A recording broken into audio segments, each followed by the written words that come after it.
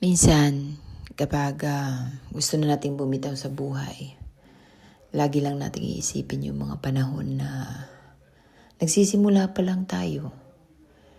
Hindi naman talaga natin maiwasan na minsan napapagod tayo. Parang gusto na natin sumuko. Parang gusto na natin sukuan yung mga pangarap natin. Pero sana maisip din natin na kapag sinukuan natin, saan tayo pupunta? 'Di ba? Kapag once na nagpatuloy ka, saan ka pupunta? 'Di ba? Minsan kasi kapag may buhay ka pa, kadikit talaga yung problema eh. Pero wala talagang problema na hindi nasusolusyonan. Kaya ikaw, habang nakikinig ka nito, kung nandito ka ngayon sa point na gusto-gusto mo nang bumitaw sa lahat ng problema na pinagdadaanan mo. Minsan di ka na nakakatulog, sa kakaisip, paano ba ito marisolba, paano ba ito? Ang dami mong tanong sa buhay. Ang dami mong katanungan, bakit ikaw? Bakit ikaw yung pinagbibigyan ng mga ganitong klaseng pagsubok? Pero alam nyo guys, ako hindi ako perfectong tao. Pero lahat, ang dami ko nang napagdaanan sa buhay.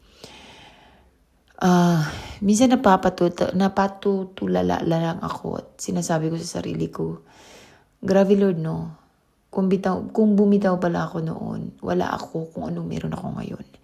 Yet, naging successful ka. Pero it doesn't mean wala ka ng problema. Kakambal talaga ang problema sa buhay. Hanggat buhay ka, nandyan ang problema. Kasi dyan tayo natututo, dyan tayo kumukuha ng karunungan. At bawat failure natin, guys, dyan tayo nagiging strong. Bawat failure natin. Kasi embrace your failure. And learn from that. No? Huwag mo ikahiya yung failure mo. No? Kasi hindi lahat ng tao dito sa mundo binigyan ng ganyang pagsubok, binigyan ng ganyang failure. And be thankful and grateful lagi sa buhay mo.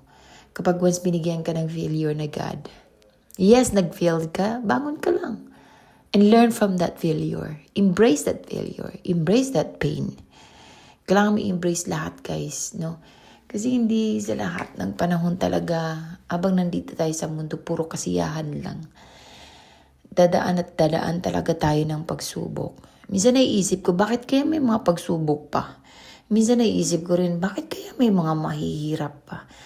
Bakit kaya napaka-diverse ng mundo? May mahirap, may mayaman. Bakit kaya yung ibon lumilipad? No? Bakit kaya yung, di ba, ang daming bakit? Minsan napapasabi ka na lang, totoo bang may Diyos? Di ba, kung may Diyos, dapat wala nang naghihirap. Di ba? Parang napapaganon ka. Kaya lang, no, minsan talaga guys, kailangan mapagtanto talaga natin sa isip at puso natin na hanggat buhay ka may problema. Kakambal at kakambal yan.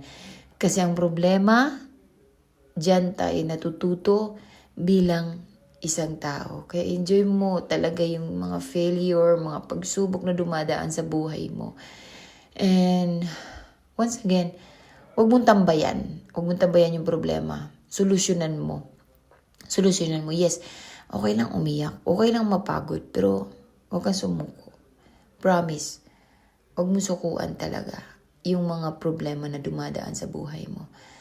And I hope nakatulong sa iyo yung ganitong motivational speech. And I wish na sa nakikinig nito, sana masolve mo rin yung mga problema mo gaya ko. Love you.